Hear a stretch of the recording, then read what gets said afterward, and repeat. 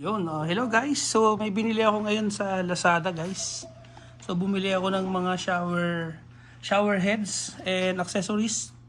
Plano kong ilagay dun sa rest house na pinapagawa ko. So nakita namin to sa Lazada. Mamaya i-screenshot ko yung store kung saan namin to binili, no?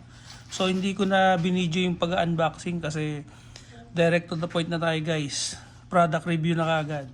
So itong pinaka shower head niya, no, made of plastic, siya. And then yung kanyang ibang mga parts, combination siya ng metal at saka ng plastic. So far okay naman. Syempre hindi naman tayo dapat mag-expect talaga ng high quality sa murang presyo, no? Meron reason kung bakit siya mura. So for the purpose ng product review, gusto ko lang sa inyong ipakita. Yan. So tayo mag-expect masyado ng super high quality sa cheap price. Syempre may reason kung ba't mura. Okay, so yun nga, yung shower head made of plastic. And then etong kanyang pinaka control knobs, no, siya, combination siya ng metal and then some plastic parts, which is common naman talaga ngayon, no? And then kung makikita nyo rito, meron siyang knob. Yan, no? Meron siyang knob. And then may maririnig yung click once na inikot niya siya. Yan. Yan, tulad nun. Kung narinig nyo yung click na yun, so ibig sabihin, tulad ng nasa symbol na to, so ito yung lalabasan ng tubig. Yan. And then pag inikot nyo ulit, yan yung click na yun, para dito naman siya sa shower head. And then, isa pang ikot, dito naman siya sa pinaka faucet niya, sa pinaka bottom. So bali 3-way valve siya. Sa feel ko medyo okay na rin, not so bad na rin. And then may included din siyang mga ganitong fittings para pag kinabit siya do sa gripo niyo, may nabibili naman na ini-install talaga para sukat, no? Meron. Hindi ko lang alam kung ano yung tao kasi hindi man ako plumber, guys. Yan. Pero so far okay siya. Para dun sa price, masasabi kong not so bad. And then, yung kanyang mga pipe extension para sa shower head, guys. Yan. So, made of very, very thin plastic. Metal tube. Metal siya, pero manipis siya. And then, yung kanyang connection is through O-ring. Meron siyang 3 O-ring para i-install nyo siyang ganyan. Para humaba at tumaas yung shower head. Pwede nyo siyang makontrol, no? Depende to sa height ng ceiling ng toilet nyo. So meron siyang O-ring. And then meron din siyang iba pang parts. Ano ba yun? Wala. Dito pala sa box. I-set aside ko lang to, guys. Pag nakapakita ko na sa inyo.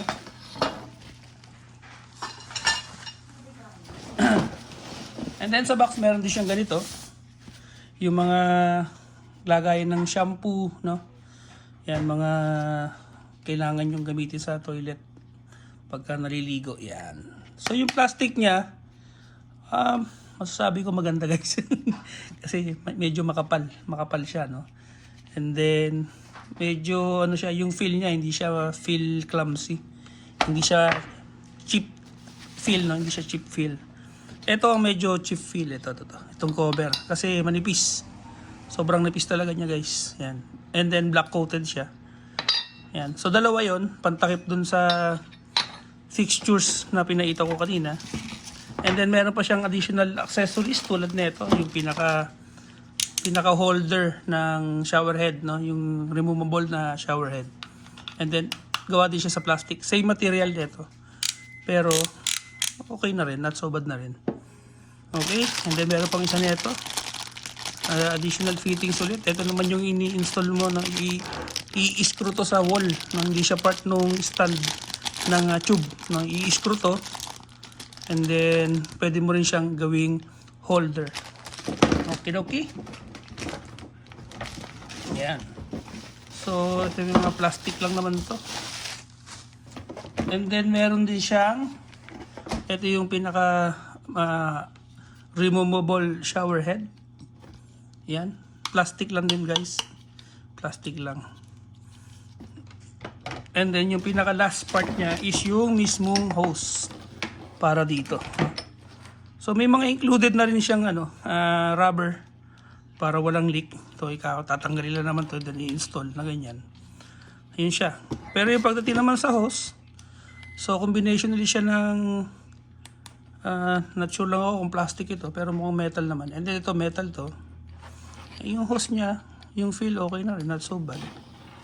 Yun. So masasabi ko sa product na to, for the price range, is okay na din kung kayo ay nasa tight budget, no? Pero ako kasi gagamitin ko ito sa rest house.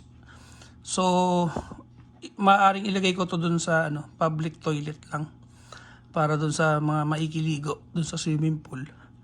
So far siguro bibigyan ko kayo ng next video ulit kung anong naging performance niya, kung tumagal ba talaga siya.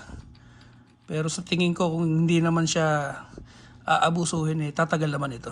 Alright. So yun nga, thank you for watching guys. I-screenshot ko na lang yung link kung saan namin siya nabili. Paki-follow na lang ako sa Facebook at saka sa YouTube. Thank you.